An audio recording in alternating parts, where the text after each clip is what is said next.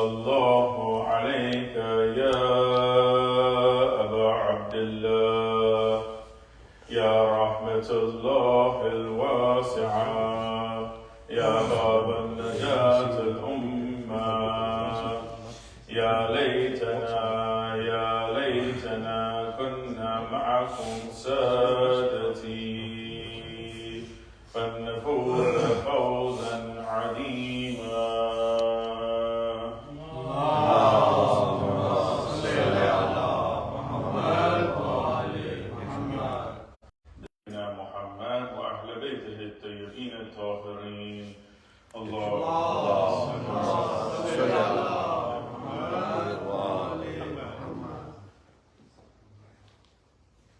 Imam Hussein alayhi salam, he says the most generous person is the one who grants the other person what he needs when he doesn't have any expectation from him. Imam Hussein alayhi salam, in this riwayat, he explains what generosity is. Generosity is giving to others without them even asking or presenting their need. Giving to others without reproaching them later or showing off the favor that you did to them later. For example, or remember that time I gave you a loan and you needed it, or remember this time I helped you and these things. This is not generosity. Generosity is not followed with reproach. Generosity doesn't only mean giving money to someone. It doesn't only mean giving a house or giving clothes or giving food. Generosity, it varies from case to case. Generosity is a very important issue, whether it's regarding money, housing, clothing, giving water, or anything else. Generosity encompasses all aspects of our life. The generosity of speech, for example, is to give the answer to the one who asks you for something, asks you a question. The generosity of time is spending it with the other person. Also, generosity of time is visiting other people, visiting your family, visiting your believing brother. A tradition says, trade with Allah by giving sadaqah. Trade with Allah. Make a deal with Allah. The best one that you can make a deal with. Whenever you become poor, give sadaqah. Allah will send money to you. Most of the time we're thinking the opposite. If I only have a little bit of money, I should hold on to it and don't give anything. It's really the opposite. When you give, Allah will send you more. He promises this in the Quran. Once a fluent businessman, he said that at one time I was very poor. Faqir, miskeen, nothing. He had lost all his stuff. He said, I didn't even have food to eat that night. And I gave a little bit of charity and I received money instantly. Something came up and money came to him instantly. We see the people who have less, they don't have much of anything. They're supposed to be getting charity, but if they give charity, Allah subhanahu wa ta'ala will give them and enhance what they have. Allah is Al-Kareem, the generous one. And we should strive to embody this attribute of Allah subhanahu wa ta'ala, as mentioned in narrations, says, adorn yourself with the qualities of Allah. Allah is Al-Kareem. We should be Al-Kareem and follow in His example of being generous to other people. Allah is Ar-Rahim. He is the most merciful. We should try to embody this attribute as much as we can. We can never be like Allah subhanahu wa ta'ala, but He gives us these attributes for us to take them and take lessons from them. We should be merciful to other people because Allah is Ar-Rahim. We should be generous to other people because Allah is Al-Kareem. We see that, although some people deny the existence of Allah subhanahu wa ta'ala, they are atheists, kafir. They don't even believe in Allah. But they still too benefit from Allah's generosity. He provides them with the faculties that they need. He gives them the air that they breathe, the sustenance that they have, whether they believe in Him or they don't believe in Him. Allah is Ar-Rahman. Ar-Rahman extends to everyone. Ar-Rahim is just for the believers. We see that our sixth Imam, Imam Sadiq alayhi salam,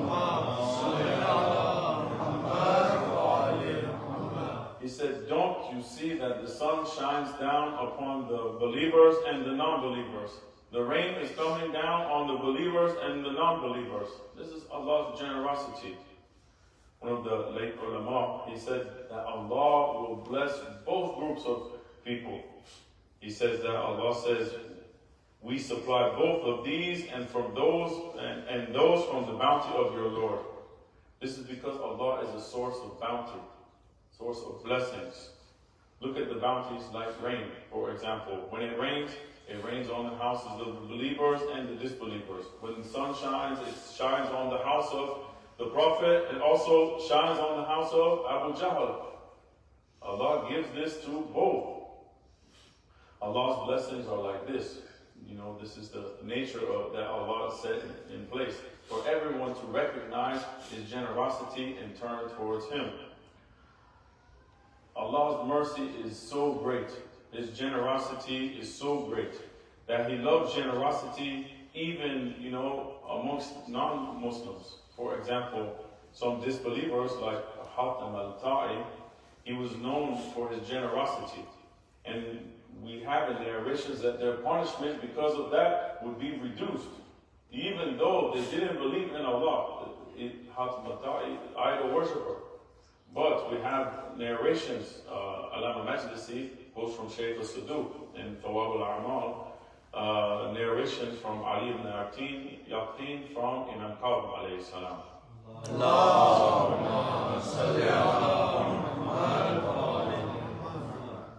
Amongst the Bani Israel, there was a believer whose neighbor was a disbeliever. The disbeliever would always show kindness and good conduct towards his believing neighbor. When the disbeliever died, Allah made for him a house which was made from mud, which shielded him from the fire of Jahannam. And his sustenance was given to him from outside of his environment of the fire. His food is coming from somewhere else, but not the food of Jahannam. He was told that this is because of your kindness and your good conduct, your generosity toward your believing neighbor. Alama Majlisi, after quoting this narration, he said, this tradition and others like it are evidence that the punishment of some disbelievers in hellfire will be lifted.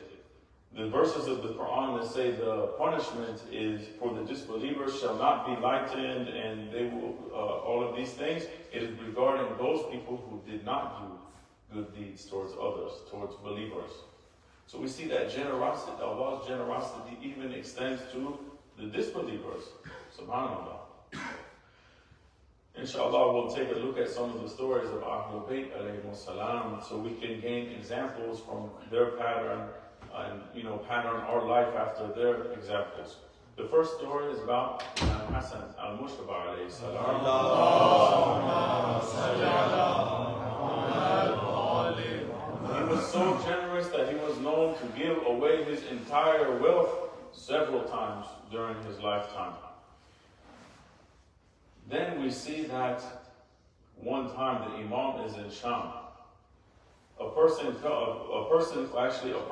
from Sham came to Medina, started abusing his father, Amir al-Mu'mineen, started abusing Imam Hassan alayhi salam. Imagine, he's talking about his father and talking about himself. How many of us could tolerate that? Someone may snap and just hit them, or either retaliate and say bad words back to the person. So, Imam Hassan alayhi salam, he let him get it out. Okay, finish. He sat there, he finished saying what he had to say. Then he looked at the man and he smiled. He said, maybe you are a traveler. Maybe, you're not from here. You've mistaken me. You don't know who I am. And if you want me to be satisfied with you, I will be satisfied with you. If you ask me for something, I will give it to you. If you want to be guided, I will give you guidance. If you are hungry, I will give you food. If you are in need of clothes, I will give you clothes. If you need money or you are poor, I will give you money. If you need a place to stay, I will give you a place to stay. I will fulfill all your desires that you need.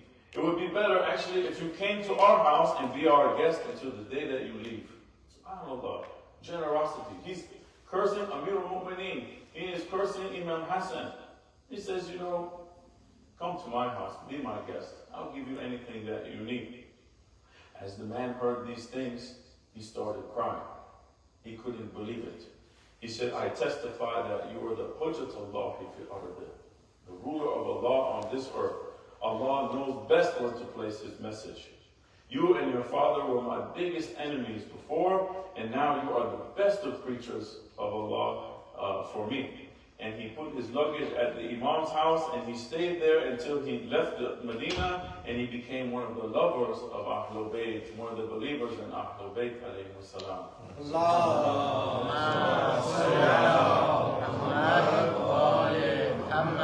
We have to ask ourselves, do we follow Ahlul Bayt or not? How would we react in that situation? Do we follow the example of Imam Hassan alayhi salam, or do we explode and become the aggressor? Attack them, hit them, curse at them, tell them to get out of our face. What will we do in that situation? Imam Rida alayhi salam said, do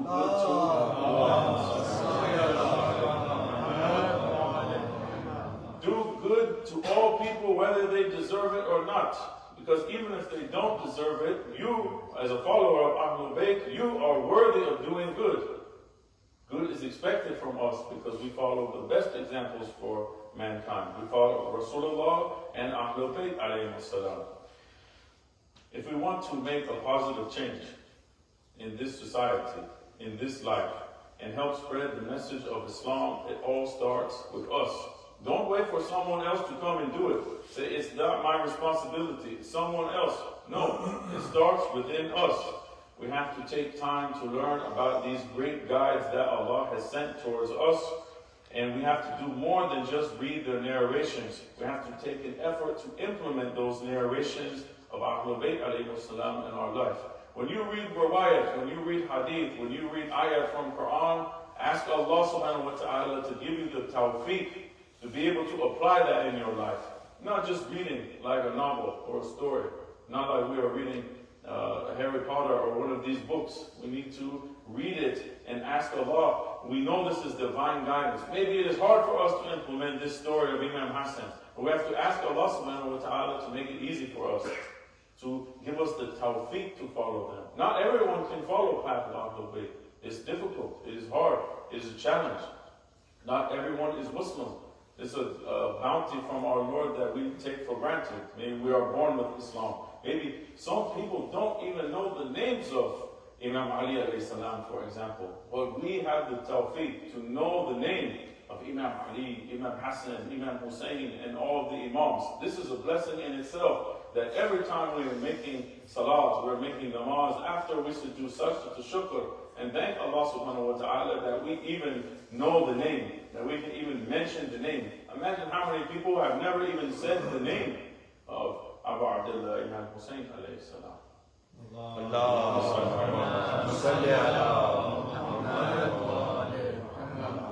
Once we implement these narrations, we will start affecting others around us, even if we don't even open our mouth.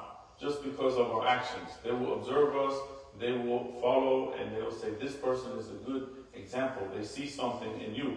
And this could lead to making a better society in general. We never know how our actions are affecting other people. A lot of time, people are watching us. We don't know they are watching us. Our co-workers, people we interact with. Maybe they get inspired by watching us and they make a change in themselves, and it affects the whole society. So we see that this trait of kindness, generosity, was also a characteristic that all of the Imams, they had this. A major part of the life of our 11th Imam, Imam Hassan al-Askari alayhi salam,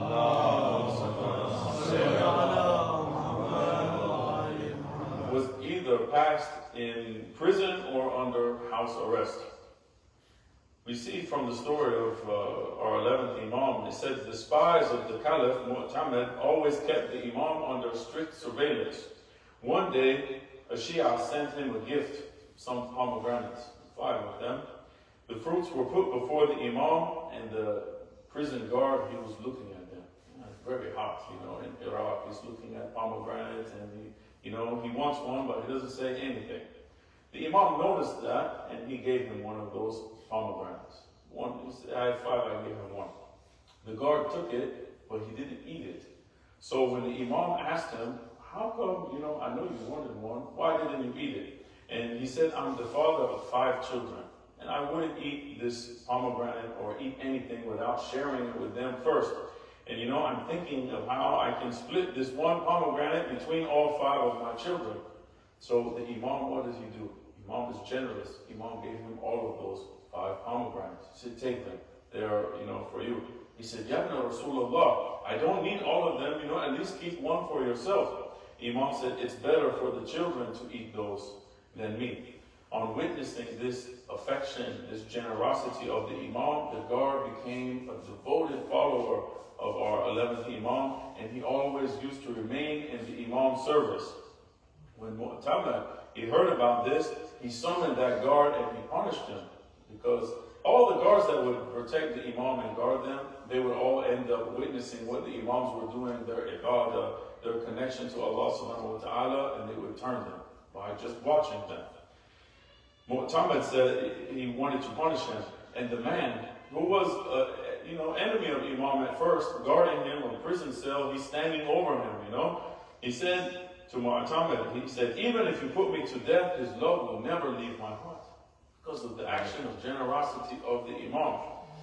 This reply infuriated Mu'tamad, and Mu'tamad sentenced the man to life in jail. But he didn't care, because he knew he found the haqq, he found the truth. Sallallahu ala Muhammad.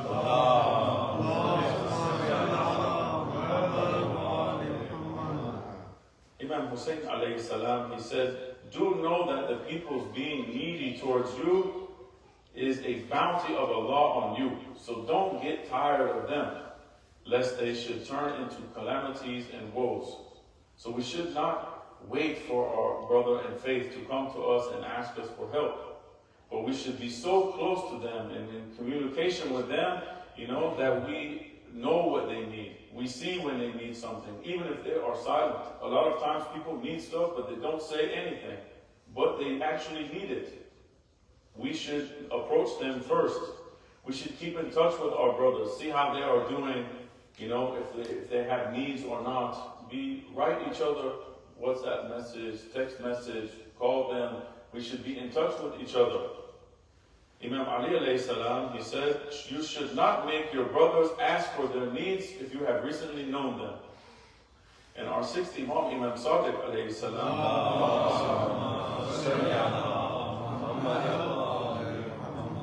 he said, the reward for eliminating a Muslim's sorrow is more than the reward of praying and fasting. And this is the best way to approach Allah subhanahu wa ta'ala.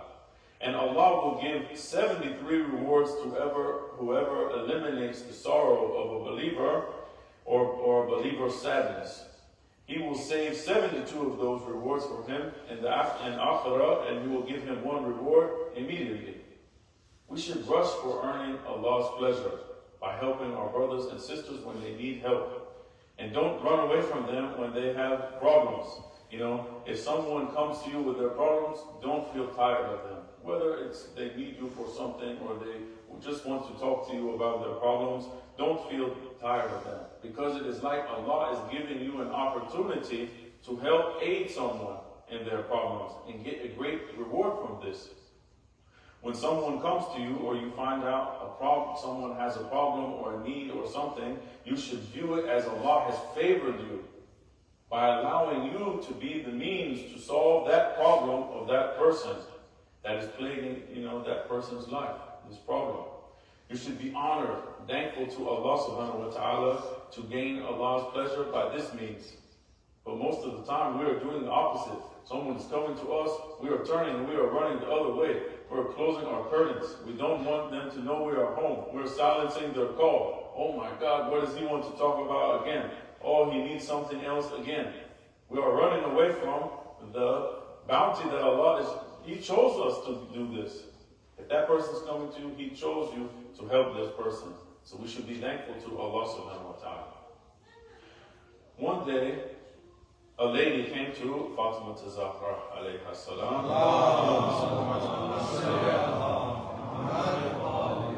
Said, my mother is very old she is weak. She has a lot of questions, she has some questions regarding her salat. She sent me to you to ask you about them. Can I ask you? Sayyidina Zahra alayhi salam said, yes, go ahead, tell me. Then the number of her questions reached till 10. So she stopped. Fatima answered all of these, and then the woman got ashamed because she's asking so many questions. 10 questions, okay, this is enough. Maybe I'm bothering her now, so she stopped. She said, Ya bint Rasulullah, I don't want to put you in any inconvenience, because I'm asking you too many things. Fatima alayhi salam, she said, ask me what you don't know. Have you ever seen a person who is hired to carry a heavy thing to the rooftop for an amount equal to 1,000 dinar and he feels tired? For example, we are in here. Someone says, take this chair outside. I give you $1,000 every time you take the chair outside. We will take all of the chairs. We will rush and we were looking for more chairs. We go in this closet. We were looking behind the mimbar, try to find more chairs to take outside. We will rush towards that. She said, do you find someone doing something like this and they are tired? No. She said, no. Fatima alayhi salam said, I have been hired by Allah to get a wage, which is if the space between the heavens and the earth were filled with pearls, it would still be more than that for each of these questions that I am answering for you. So therefore I deserve not to feel tired answering your questions. Our imams, they are sad to see, a mu'min in pain and suffering. There's a great attachment of them to us. They strive to solve our matters. They strive to solve our problems, our difficulties, and they are generous by offering us help. We have narration by Salih bin Mateen al-Asadi. He went to meet his elderly aunt. Her name was Hababa. She narrated something to him about our Imam Hussein alayhi salam.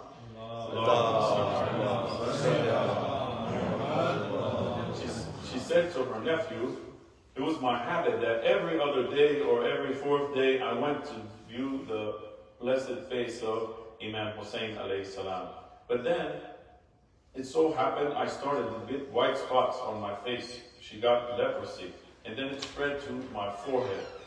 And then I wasn't worthy of visiting anyone. She didn't want to spread this disease to anyone, so she just stayed in her house. And she said, I didn't even go see my master, Imam Hussein. She was sad because she didn't see the Imam. After some days passed, Imam Hussein alayhi salam, he said, it's been many days since Hababa, she didn't come and visit us. His companion said, poor lady, she has leprosy and now she stopped going outside of her house. She's inside all the time. Imam said, come on, let's go. We're going to go visit her. A very good reward in visiting a believer when they are sick. So Imam went with some of his companions to visit her. She said, they came to the masjid that is attached to my house. At that time, I was there, I was praying. When the Imam asked me the reason, how come you didn't visit me in so long? She said, Mawla, the marks of leprosy have become apparent on my face, so I stopped going outside. Imam Hussein alayhi salam, he took his saliva and he put it on those marks. And she said, and said to me, Hababa, give thanks to Allah. Say Alhamdulillah, I removed your illness. She said, I performed sajda to shukr. I thanked Allah subhanahu wa ta'ala. And when I looked in the mirror, there was no sign of white spots, no sign of leprosy there whatsoever. Imam Hussein alayhi salam said, Ya Hababa, we and our Shia are firm on the true nature, whereas others, they are away from it. They are aloof from it. Subhanallah. Imam Hussein just thought about this lady who didn't come visit him for a few days and went and saw she had a problem. Through the grace of Allah subhanahu wa ta'ala, he solved her problem. Imams are there for us to help us. We have Imam. Sometimes we think out of sight, out of mind, but we have Imam. We have Imam Zaman, Imam Mahdi, as Allah ta'ala.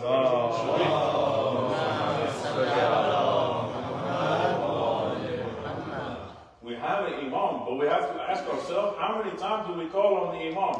How many times do we send salam to the Imam? How many times do we pray for the Imam? We have to remember that we have an Imam who is in Ghaiba, inshallah, Allahumma ajalla waliyaka al-faraj. He will return soon, inshallah. There's a very interesting story that happened to me this past month of Ramadan. There was a brother who contacted me. His name is Abu Muhammad. Such a good brother. He's from Basra, but he was living in Turkey, in another city, small city, Bolu is his name. It's about 8 hours from Antalya. He wrote me on Instagram, said, Sheikh, I want to come to Laylatul Qadr, I want to come to Shahadat of Imam. Tell me if you have a program. I said, yeah, I have a program. Can you just come? Here's the address. I said, okay. I'm going to take the bus. But in the car is 8 hours. The bus is much longer. I need to stop and do things. We got on the bus. He went all day. He's coming to Husseiniya. So we sit he didn't have anywhere to stay. So I said, stay in the Husseiniya. I came and I stayed with him all night. I'm talking to him. We do Amal. We were talking. And he told me a very interesting story about his son. His son was 5 months old. He was having seizures. There was something wrong with his brain. They said he took him to the hospital. He said they told him that he's not going to live that long. And if he does live, he'll be like a vegetable for the rest of his life. He cannot move. He cannot do anything. He checked with several doctors. They all said the same thing. He even showed me the reports. I showed the doctor tonight about these reports. It was in bad shape. He didn't know what to do. He's living in Basra. He got his son. He took his wife and said, come get in the car. She said, where are we going? He said, don't worry about it. I'm going somewhere. Get in the car. We're leaving.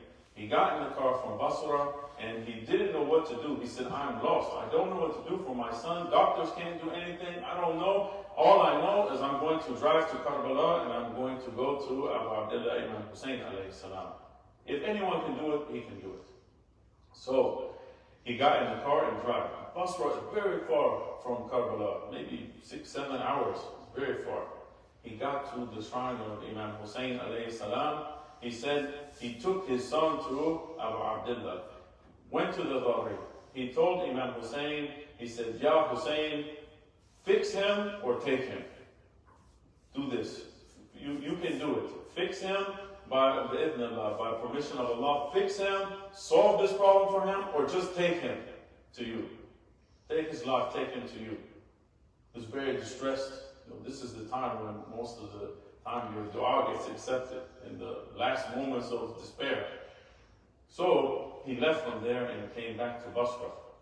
He said after 1 month, his son is doing good. Couldn't believe it. So he took him back to those doctors in the hospital and they said, what happened? Who did you take him to? I took him to another person. I took him to a doctor who's better than you. And they said, who did you go to? I'm the specialist in this whole place. I took him somewhere better. He didn't want to tell him. And then finally, he pushed him. He said, I took him to Imam Hussein alayhi salam, and he solved his problem. The problem that no one else could solve. Subhanallah. And his son was there in the Husayniyah with me. His son is the same age as my son. He is 11. Very smart, very intelligent. Speaks Arabic, English, Turkish, fluently. Subhanallah. Nothing wrong with this boy. He couldn't tell anything. Subhanallah. Imams generous toward the Shia. They want to help us solve our problems, but we need to, Allah subhanahu wa ta'ala said, seek a means of approach to Allah. They are the means of approach. They are tawassul. We need to go to them. Allah gave them to us as a gift to us, guides for us, mercy for us, generosity for us. Subhanallah. Sallu ala Muhammad wa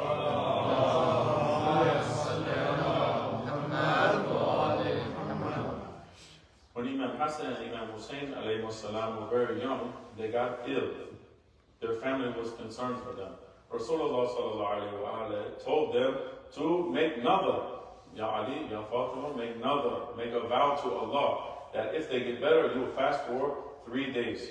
So they did this. And then Allah accepted their prayers, granted their nadr, their vow, and both the children recovered from their illness. Imam Ali alayhi salam, Fatima Zahra, they said we will fast for 3 days. And even their maid, Sayyidah Fidda, she joined in this fast too. So the first evening, breaking fast, they gathered around to break the fast. You were very hungry after a long day of fasting. They had one loaf of bread. They sat down, they were about to eat. They heard the adhan. They prayed, they went to break their fast. Someone suddenly knocked on their door, asked for something to eat, a poor man. So they gave their food to the beggar, the poor man, and they didn't eat anything. They went to sleep hungry. They only had water. So the next day, they fasted again, same thing.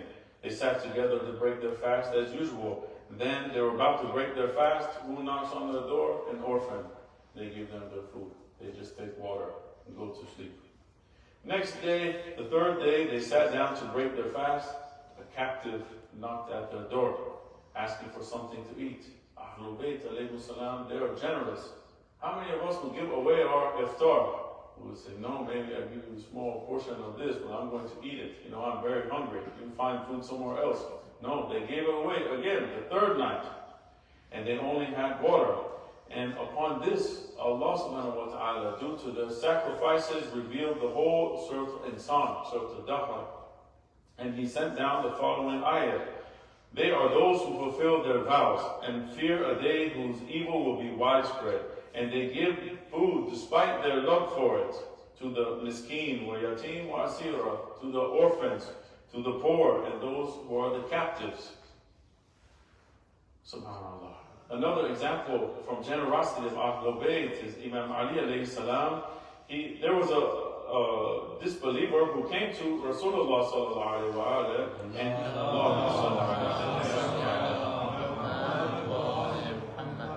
so he just embraced Islam. He became a Muslim that day by the hands of Rasulullah, and he complained that he was hungry. And the Prophet sent someone to bring food from his house, but unfortunately, Rasulullah didn't have any food. Rasulullah is over all of, Medina, but he didn't have, food in his house. Most of the people who are ruling over people living in palaces and have servants and all of these type of things. But our Prophet is best example of mankind. So, Prophet asked his companion, is there anybody who can host this man tonight in their house? Our Muslim brother. So, Imam Ali alayhi salam came forward and said, okay, Ya Rasulullah, I'll do it. So, he took the new convert's hand, he took him to his house, and when he reached his house, he asked Fatima Zahra alayhi salam, any food in the house? She said, we only have a little bit. We don't even have enough for us. We only have enough for the children. So Imam said, the guest comes first, before ourselves and even before our children.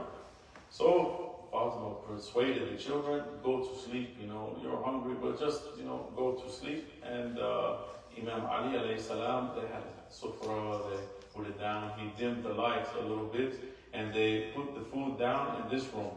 And the man was eating that little bit of food that they had for the children. Imam is sitting on the other side of Sufra, and he is pretending that he is eating something from the plate.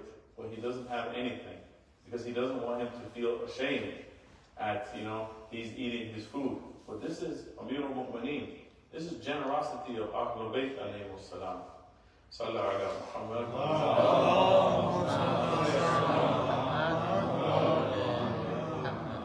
The last example I'll give is from the life of our master Imam Hussein alayhi salam, Abu Abdullah.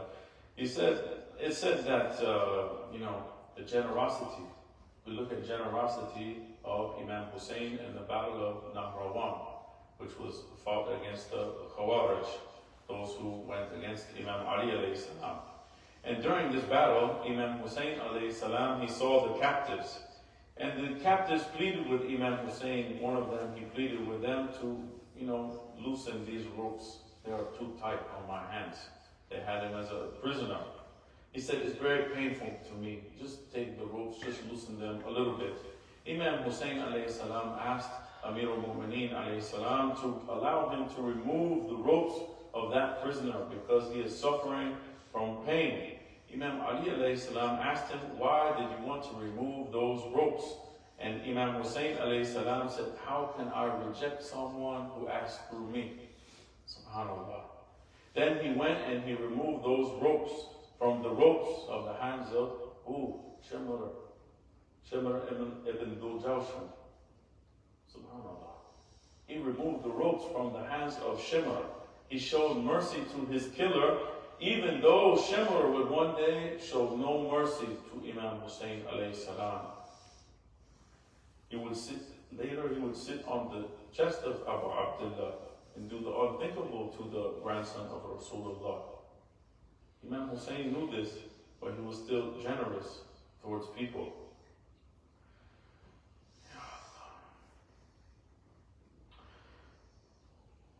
ألم الله أجورنا وأجوركم أيها المؤمنون بالمصابنا بالمصيبة الحسين عليه السلام ولا حول ولا قوة إلا بالله العلي العليم.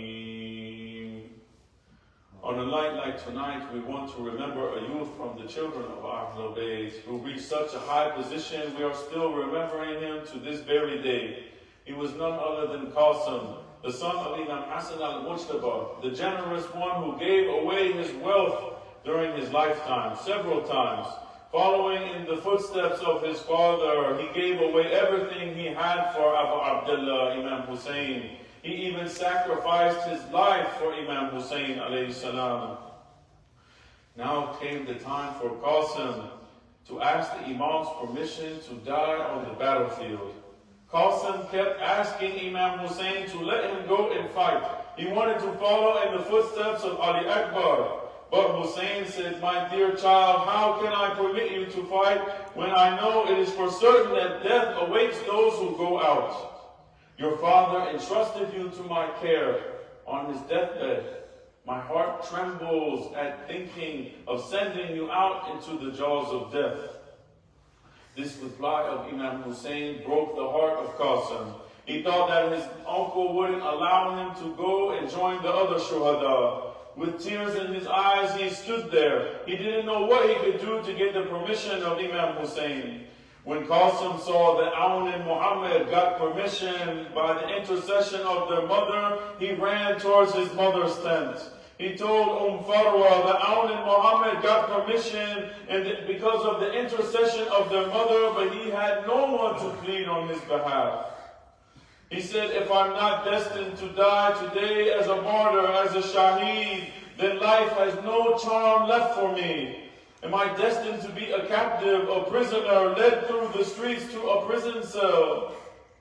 Upon seeing Qasim so sad, Farwa burst into tears. She began to think what she could do to help her son get the permission of Abu Abdullah. Her first reaction was to go over and beg Imam Hussein, because she is his brother's widow, ask permission for Qasim. However, she remembered her husband's words to her before his death. He told her a time like this might come, when Qasim would find himself in the depths of despair. He told her, "When this happened, you should give him this envelope, where I kept a letter especially for this occasion." She had preserved this letter in a box, and she actually had this letter with her in Karbala. She got the letter and she handed it to Qasim. She said, "Qasim, your present dilemma reminded me of your father's words that a day like this would come, and when this happened, I should give this letter to you." Qasim took the envelope out of his mother's hands. He opened the letter of his father. He found two letters, one addressed to him and one addressed to Imam Hussein. He anxiously opened the letter that was meant for him and he read it out loud. His father, Imam Hassan alayhi salam, he wrote, "My child, when this letter reaches you, I won't be here anymore. When you read it, you will find yourself torn between a conflict to do your duty and demonstrate your love for your uncle and his love compelling him to hold you back. My Qasim, I have provided a letter for you to give to my brother Hussein. Deliver it to Hussein so you can get your heart's desire." Imam Hassan wrote, "There's so much that I could say to you for this occasion, but when you read this, you'll find the time separating you and me, it won't be much longer. So hurry, my child, I'm waiting for you with open arms." Farwa said, my dear Qasim, now your father has even come to your rescue even after death. Take this letter to your uncle Hussein. Surely he won't be able to refuse you his permission now. Qasim could hardly contain himself. He rushed towards the tent of Abu Abdullah with this letter in his hands. As was the practice of Yazid's army, they started beating the drums. They started declaring victory after the killing of Aoun and Muhammad. When the drums stopped, they raised their cry to challenge the camp of Imam Hussein to come out and face their deaths. Now Qasim came over to Abu Abdullah. He was standing near Sayyid Zainab. Qasim couldn't even get the strength to say what he wanted to say, so he just quietly handed the letter to Abu Abdullah. Imam glanced at the handwriting of the letter and recognized it at once. He was surprised to see it was the writing of his brother, Imam Hassan. He opened it, he burst into tears. It said, my beloved Hussein, when this letter will be read by you, you will be surrounded by sorrows. You will be surrounded by tragedies on all sides, with dead bodies of your dear ones scattered around you. I won't be there to lay down my life for you, Hussein, but I'm leaving my Qasim. I'm leaving him in my place. I ask you, please don't reject my offering. In the name of the love that you have for me, I beg you to let Qasim go out and die in your defense. Brother, in spirit, I am there with you. I am watching your heroic